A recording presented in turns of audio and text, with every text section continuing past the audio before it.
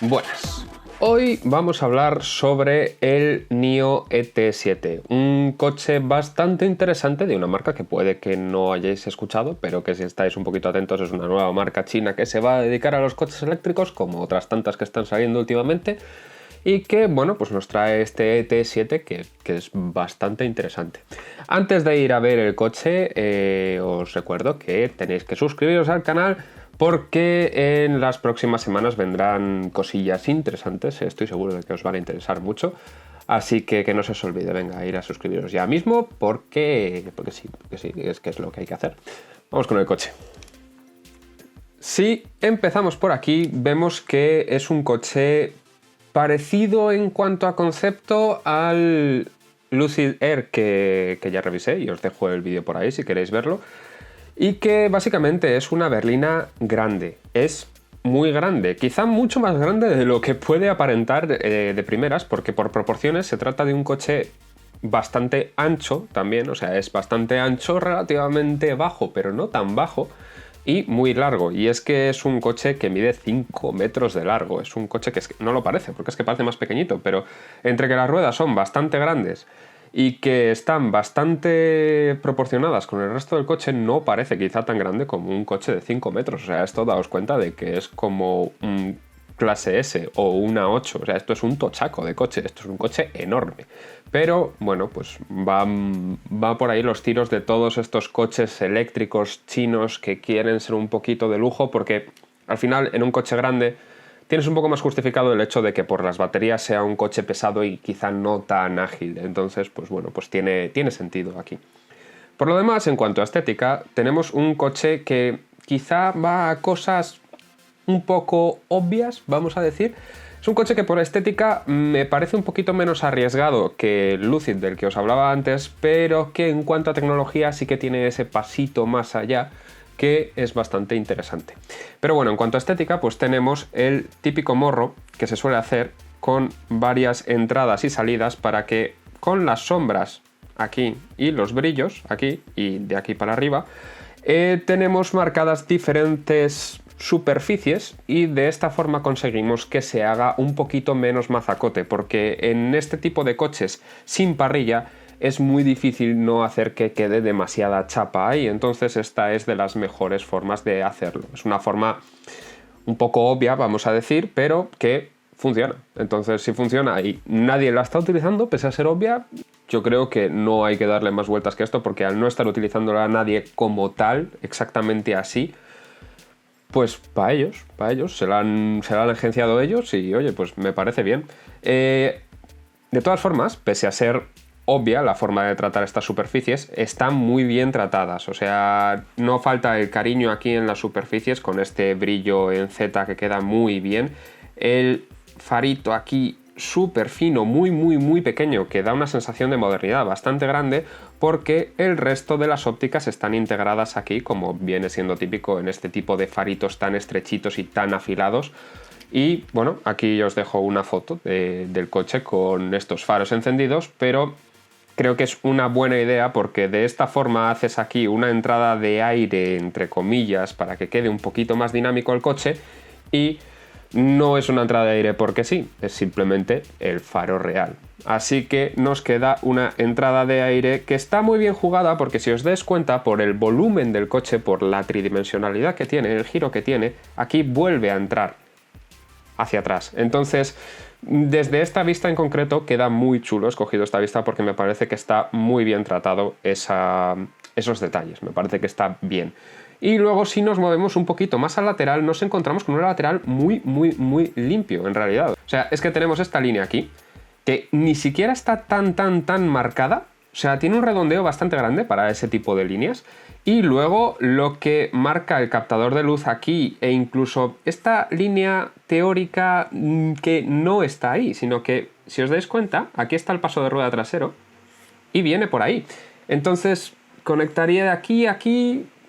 es un poco difusa, si os dais cuenta, es más o menos por donde pilla este brillo de aquí.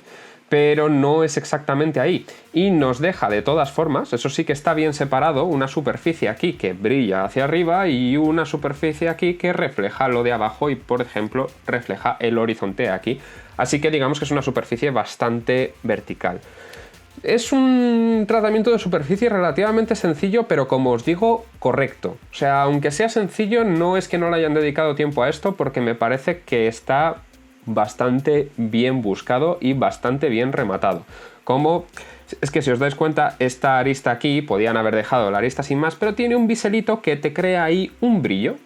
Y ya es un tratamiento de superficies un poquito más afilado. O sea, tú aunque hagas el coche tan redondeadito como esto, si haces detallitos aquí como este o este, queda lo suficientemente afilado para que se vea que no es que no has podido hacerlo, sino que no has querido hacerlo. Y es una cosa distinta y me parece que es una forma de marcar el diseño que está bastante chula. Luego el corte de las puertas que llega hasta abajo, bueno, hasta abajo prácticamente, porque al final sí que tenemos esta mini talonera aquí en negro. Esa mini talonera que es muy finita, no quita casi peso visual de aquí, pero es que el coche en sí está bastante bien proporcionado y no hace falta quitarle muchísimo peso visual. Y es que aunque el lateral sea tan sencillito, los reflejos sí que están muy bien marcados y crean diferentes zonas. Entonces, a mi gusto, yo creo que esto queda lo suficientemente bien como para no necesitar meter aquí una talonera en negro que quite más espacio. Me parece que queda así bien y además hace que encaje con la parte trasera y con la parte delantera de una forma relativamente sencilla. En mi opinión, ya os digo, sin florituras, pero bien ejecutado. Si nos vamos a la trasera, de nuevo tenemos ese nivel de detalle del que os hablaba, que está muy cuidado con estos cortes, porque estos cortes van todos siendo paralelos, incluso podríamos decir que este puede ser más o menos paralelo, y le dan bastante gracia y una sensación de haber sido cuidado. Entonces me parece que está bastante bien. Y si os dais cuenta, esta superficie que han metido aquí, que es como un bocado aquí, para quitarle un poco de nuevo de peso visual a toda esa chapa que queda ahí, es el mismo tratamiento que la superficie delantera. Se mete y sale antes de volver a entrar ahí y volver a meterse aquí. Entonces, yo creo que juega muy bien la delantera con la trasera, está bastante bien buscado y ya os digo, pese a ser sencillo, no quiere decir que esté mal ejecutado para nada. De hecho, me gusta bastante cómo está ejecutado y lo limpio que se ve, que también se ve muy muy limpio toda esta zona del difusor, que no es difusor, ni han buscado nada por el estilo, es un remate negro que, bueno, pues ya está. Es que tampoco hay que buscarle a veces más cosas a eso, que no tiene por qué tenerlas. Luego los pilotos traseros, como siempre, pues una línea unida aquí es lo que está de moda ahora mismo y bueno, pues no le queda mal al coche, remarca su anchura y además la remarca marcando este girito hacia arriba que me recuerda un poco a lo que utiliza BMW, pero es tan sutil y está englobado dentro de todo este marco, no recuerda tan claramente a BMW, pero si aíslas ese elemento justo, puede que algo sí que recuerde. Por lo demás, ya os digo, es un coche que no destila personalidad, vamos a decir, pero que es muy correcto y dudo que le disguste a alguien. Porque, bueno, pues como mucho se le puede quedar un poco soso a alguien, pero no puede decir a alguien, es que no me gusta nada esto. Porque en general está bastante bien rematado. Luego vemos aquí una de esas tecnologías de las que hablábamos antes, que tienen un LiDAR aquí, que es un radar de luz en vez de sonido, para poder detectar mejor lo que viene por delante, es decir, para la conducción autónoma, y todos estos bultitos pequeñitos, y pues son una serie de cámaras de 11,8 megapíxeles, creo que dijeron, que más o menos parece que en el mercado, porque al final esto viene más o menos de lo que se ha evolucionado en los móviles, las de 12 megapíxeles suelen ser las que mejor reaccionan ante la baja luminosidad. Entonces es un buen balance entre la resolución justa, no podemos decir que 12 megapíxeles sea bajo, la resolución justa para que tenga buena respuesta a baja luminosidad, pero buena resolución suficiente como para mostrar en una pantalla. Entonces parece un buen balance esto.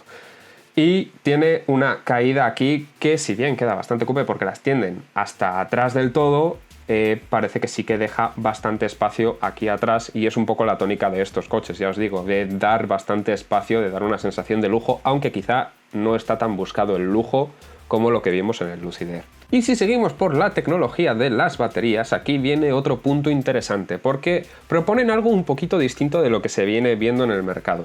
Y es que estas baterías, ahora mismo han presentado varios modelos, pero vendrá en un futuro, no han dicho exactamente cuándo, una batería de 150 kWh, que si os dais cuenta es bastante más de lo que se suele ofertar. Los modelos más grandes ahora mismo rondan los 100, no suelen pasar mucho de ahí, y 150 es un pasito ya grande. ¿Cómo han conseguido esto? Pues al parecer es que han conseguido una batería en estado sólido, no han dicho si parcial, no han explicado muchísimo, pero en estado sólido al menos en parte. Entonces, ¿qué consigues con esto? Pues una densidad energética muchísimo mayor y puedes conseguir una batería con una capacidad tremenda en el mismo espacio de una batería que antes ocupaba, pues eso, más espacio. Además, en principio estas baterías se degradan menos y, bueno, pues tienen ciertas ventajas. Y no solo es eso, sino que se supone que este coche ofrece una modalidad de pago mensual y tal en el que puedes cambiar las baterías. Es decir, lo que se ha teorizado siempre de llegar al sitio de recarga y en vez de recargar el coche, que las baterías pues tardan un rato en cargarse, te cambian la batería por una cargada y ya está. Esto tiene su cosa interesante, pero el problema es, como siempre he dicho, la compatibilidad. Para que algo de esto triunfe, tiene que funcionar a nivel de todas las marcas, se tiene que hacer un estándar. Porque que una sola marca tenga su producto quiere decir que en este caso, pues es que van a tener un problema de llegar a todos los puntos posibles, de no van a poder hacer la infraestructura correcta como para tener la autonomía necesaria. Entonces, habrá que ver cómo se desarrolla esto, pero bueno, ellos van a ofrecer esta alternativa. El coche obviamente se puede cargar normal, eso no tiene nada, pero bueno, la batería esa de la que os hablo, de 150 kWh, da una autonomía de 1000 kilómetros, de un poco más de 1000 kilómetros, de hecho. Entonces, estamos hablando ya de algo muy serio, de una autonomía que muchos coches de gasolina no ofrecen. Entonces, pues eso ya empieza a estar muy bien. Y si nos vamos al interior, pues tenemos un interior que, de nuevo, es muy limpio, muy sencillo, pero no es tan sencillo y tan limpio como los Tesla. Y me gusta un poquillo más, se ve un poquito más coche.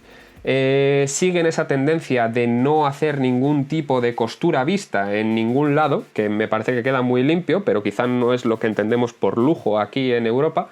No, esto es un lujo tecnológico, vamos a decir, y lo otro es un lujo de los de toda la vida, de los de hacer la costurita a mano y todo esto. Entonces, estas son formas distintas de entender el lujo y, por ejemplo, aquí pues lo que tenemos es esta madera blanca que, en mi opinión, bien jugada, queda bastante chula, porque además ahí tenemos la iluminación ambiental, entonces le da un aspecto cálido. La verdad es que sí que me gusta. Por lo demás, pues tenemos lo típico, el corte aquí en diferentes baldas para hacer el salpicadero con menos peso visual, para hacerlo un poquito más ligero, pero por lo demás nos encontramos, otra vez comparándolo con el Lucid, un coche un poquito más convencional. No tiene el juego ese tan chulo que había en el Lucid aquí, de los parasoles que estaban casi volando, y es una cosa un poquito distinta y un poquito más sencilla. Pero bueno, está todo bastante bien integrado y no por ello da sensación de poca modernidad. O sea, simplemente el coche queda bastante moderno, pero no va tan lejos quizá como el Lucid del que os hablaba.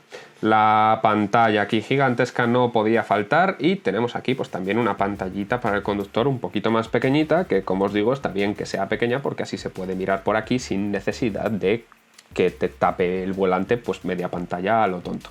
Y tenemos además esta cosita aquí tan maja, tan curiosa, que diréis, ¿qué narices es eso? Pues es una cosa muy china que es una especie de asistente con inteligencia artificial y va poniendo caritas y demás. Lo siento por la baja resolución de la imagen, pero bueno, es todo lo que he encontrado.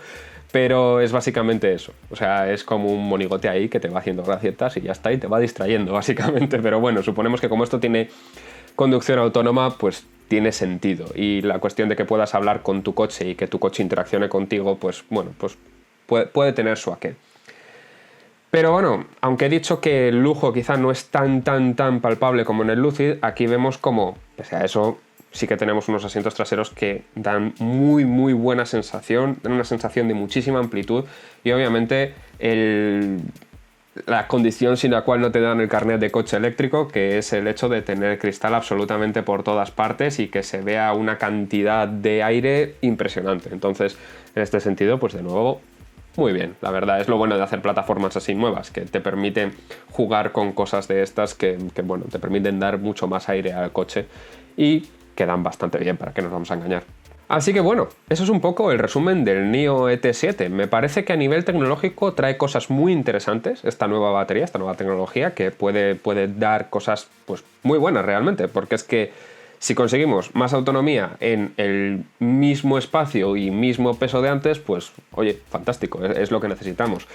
El hecho del cambio de baterías así, pues no sé yo si llegará a triunfar. No estaría mal, estaría bastante chulo, pero claro, ya os digo, habría que estandarizarlas más para que se compartiera infraestructura entre varias marcas y demás, pero lo veo un poco difícil. De todas formas, también hay que decir que como cada vez se están haciendo agrupaciones de marcas más grandes, pues igual con que haya 5 tipos de estos nos han agrupado casi todas las marcas. Pero bueno. Hasta aquí el vídeo de hoy, espero veros por aquí y si no os habéis suscrito ya estáis tardando.